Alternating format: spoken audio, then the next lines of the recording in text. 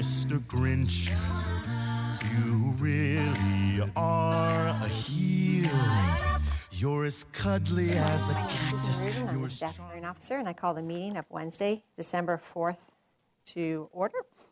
Today we have 2 items on the agenda, and I have not received any requests for changes to the agenda, so we will hear them in the order that they appear. Under announcements and appeals, I do want to announce that we have received an appeal of approval of a front setback modification for a property located at 365 El Cielito Road. The staff hearing officer hearing date for that project was 11/20 of this year, and no planning commission public hearing date has been scheduled yet. And once one has been scheduled, I'll announce it, and a new public notice will be sent out for that hearing. I have no other announcements. So the next item under preliminary matters is comments from members on items not on today's agenda. Is there anyone who would like to address the staff hearing officer on items not on today's agenda? Seeing no one, we'll go to the first item, which is 452 Fellowship Road, if the applicant would like to come up to the table. Good morning. Good morning.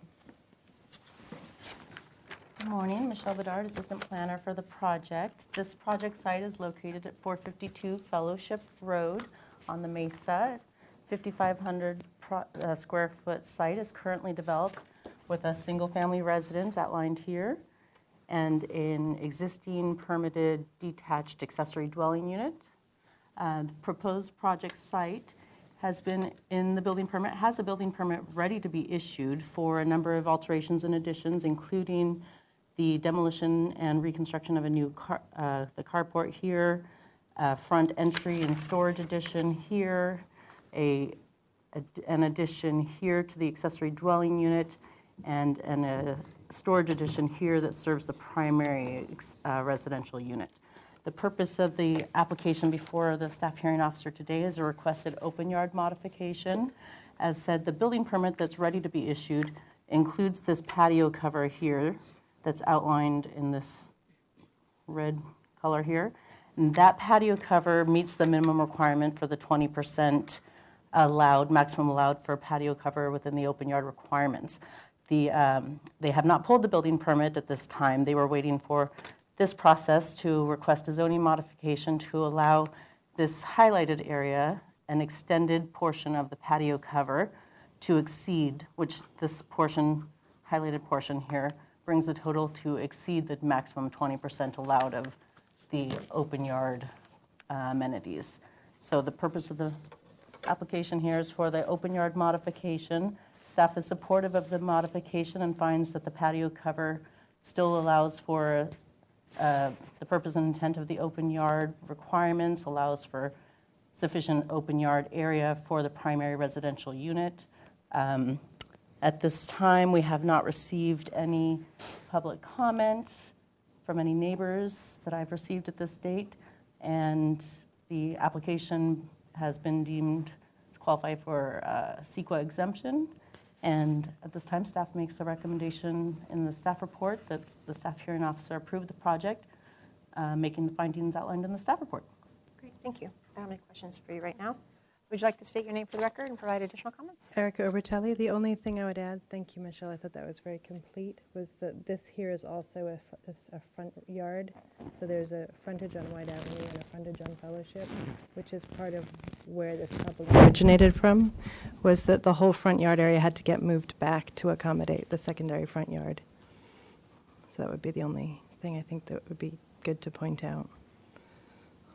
And the area of the 1,250 square feet Is this larger?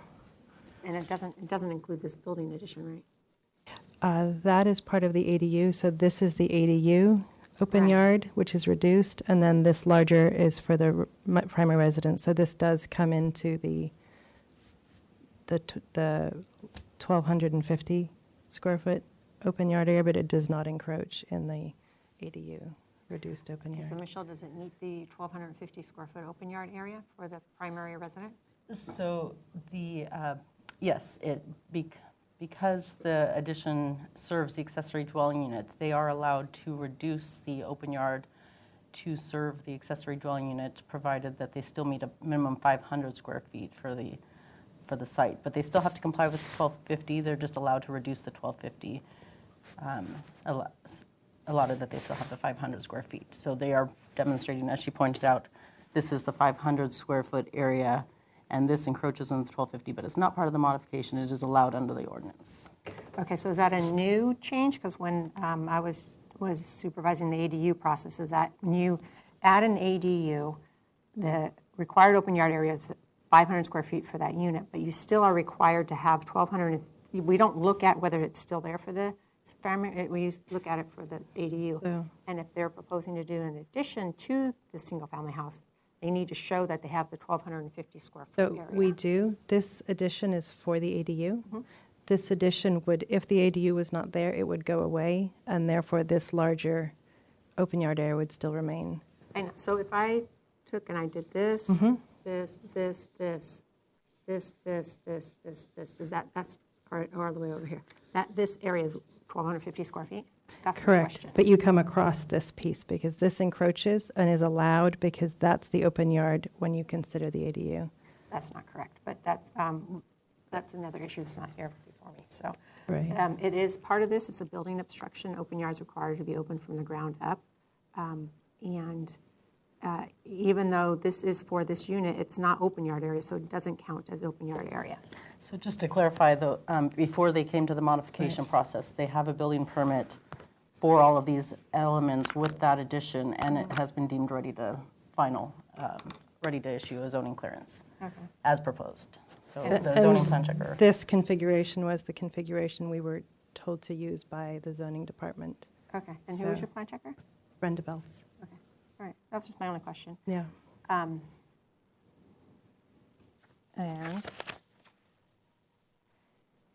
And then given the only part, SWIMP doesn't apply since it was piecemealed in the two ways. It wouldn't have applied anyway. For a discretionary application for, Well, it's, have you? It's tier just- 2 with. Yeah, tier 2. Yeah, it's tier 2 with Okay. detached, yeah. okay. It's not all right. environmental, it's just part of the internal review process. Okay. Yeah. All right. Those are my questions right now. Is there anybody who would like to address the staff hearing officer on 452 fellowship? I don't see no one. Have we received any emails this morning? Okay, so I'll close the public hearing. I did go out to the site and looked at the open yard area. It is a lot of development on the site, not much open yard area or open non-permeable areas, but what you're requesting today to shade an additional area of the open yard area is not going to affect the usability of it, and it will, as stated in your letter, it'll enhance it, it'll provide more shade area, and on days like today, provide Wouldn't that be nice? yeah, provide a little more cover outdoor for space. rain, Yeah. on rainy days. So, yeah, it's a reasonable request. It's supportable. It's consistent with the zoning ordinance. It doesn't hinder, like I said, the use of the open yard area. It's not a building structure addition, so I can make the findings outlined in the staff report. Staff wasn't proposing any conditions of approval, and I don't need to add any conditions of approval to Excellent. enable me to make the findings. So I'll approve your project as submitted. My action is appealable to the Planning Commission within 10 calendar days, and they also have oversight authority of all my actions, and if they felt this warranted additional discussion before them for some reason, they would call it up during that same 10-day appeal period, and if either of those would occur, Michelle will contact you. Excellent. Okay? Thank you very much. Sure. So we'll go to the next item, and that is 1025 East Dakota, and I'll just give a minute for the planner to come in. She should be in shortly.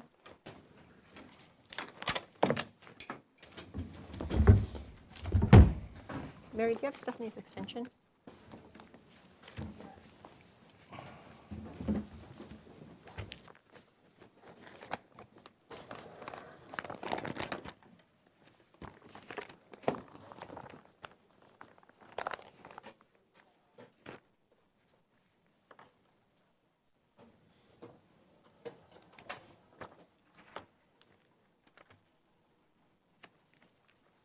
Gets kind of lonely in here, doesn't it?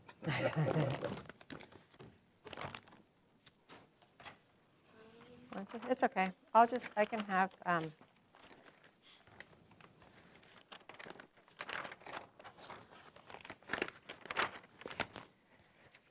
we could just go on, and you can, let me see, found site plan. So this is probably, this is your landscape plan. Well, we can just go this one. So, if you'd like to state your name for the record. My name is Dave Burke. I'm the architect for the owner, Okay, Burke Design. okay. If you want to give me a brief explanation of what you're doing. And I have read the staff report, but just kind of orientate people who might be watching. Basically, thank you. What we're talking about is the height of the front porch in the area between the 15-foot setback, which is allowed for porches, and the 20-foot setback, which is it's the setback for the garage when the two garages are facing the street. So when we originally designed this, we had figured that the roof would Okay, we're done. Yeah, I just had him start the project description. the roof on the, let's see here, let's see, better.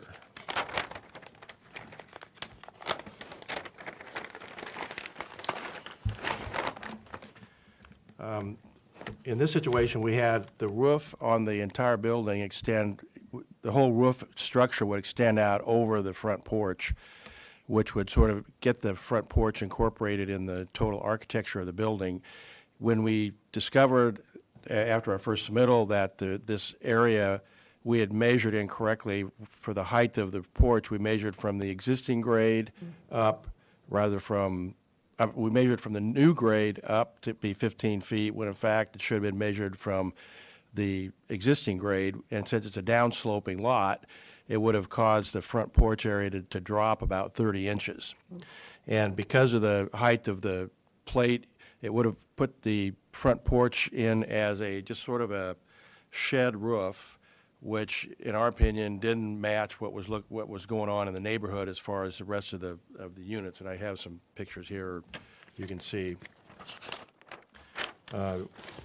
what we were trying to accomplish.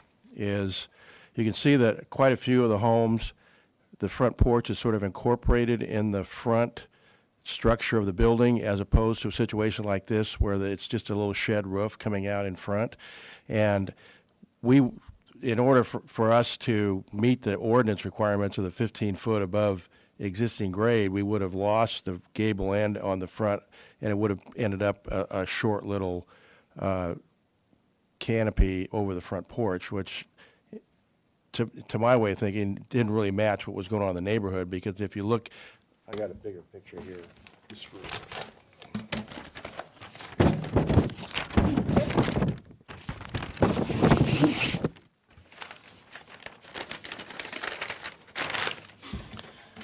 so if you look at our front porch here, where the gable end comes out as part of the roof structure, I checked off the houses in the neighborhood that have similar types of structures where basically the front part of the house actually is included in part of the structure. And all of these houses, I have another exhibit that shows that these are all about 15 feet above existing grade, 15 or 18 feet above grade. So it appeared to me that what we ended up here with is something that is very compatible with the other units in the neighborhood. And so what we're trying to get away from here is having to come back in and put a little, basically the roof line would have come across right sort of here where this wide band is. That would have been the height of the porch roof if we had to, lower it down to that, to hit that 15 foot above existing grade situation. And so this existing situation helps us structurally because it's all part of the roof structure that we can frame right out over the front porch, and it is compatible with quite a few of the homes in the neighborhood.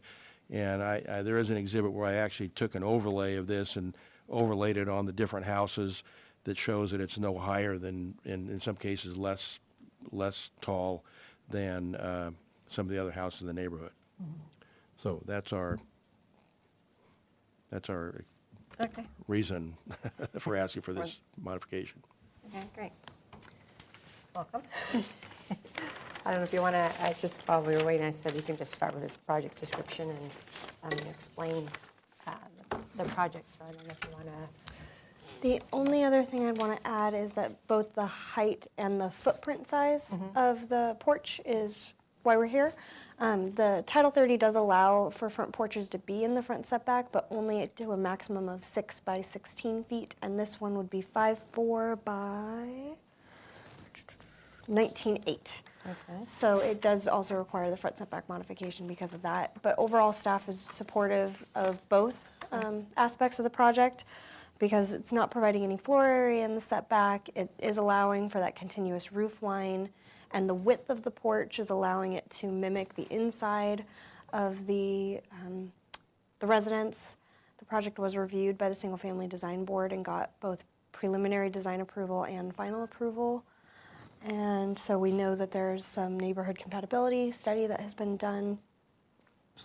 And then also it's unenclosed on 3 sides, so even though it is in the front setback, it is still allowing that visual permeability from the public right-of-way, which is the purpose of the front setback. All right, great. Okay, so I don't have any questions right now. I'll open the public hearing and see no one in the audience. Mary, received any?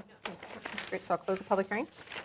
I did go out to the site and you looked at the neighborhood. It's a vacant site. You can't see much, but Yeah, there's nothing there.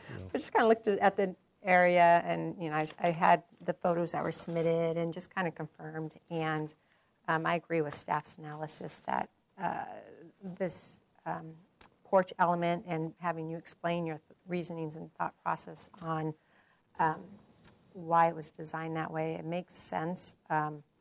In regards to the purpose of the front setback, it's to keep it open. It's kind of more of a community asset, and your architecture and the design, it respects the neighborhood and it blends right in. And so it is consistent with our zoning ordinance. It's an appropriate improvement.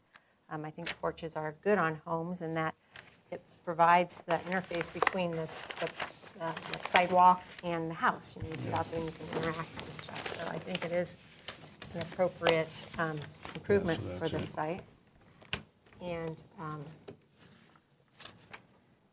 staff's recommending a condition. It's our standard archaeological condition. You've read it, you understand it, and all that. Okay.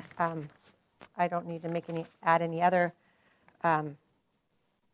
conditions to be able to make the findings. I would just kind of shorten it a little bit and just state that with the reasons which staff said about it's an open porch.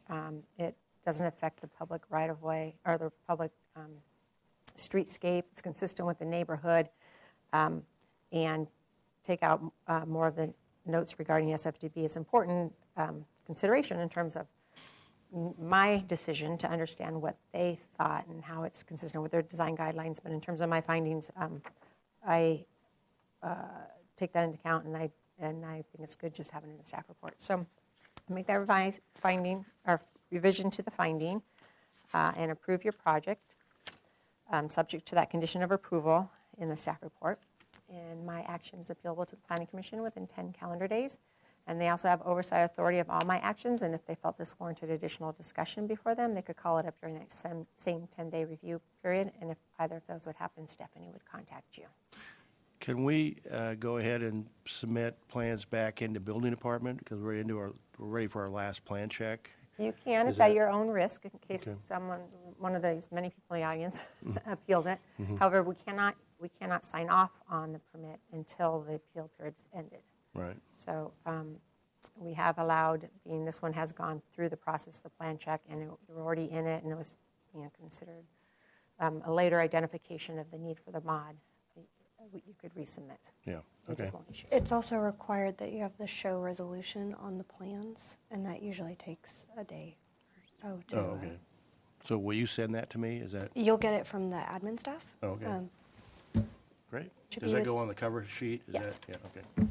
All right. Well, great. So Thank you very much. Yeah, I adjourn the meeting. All right.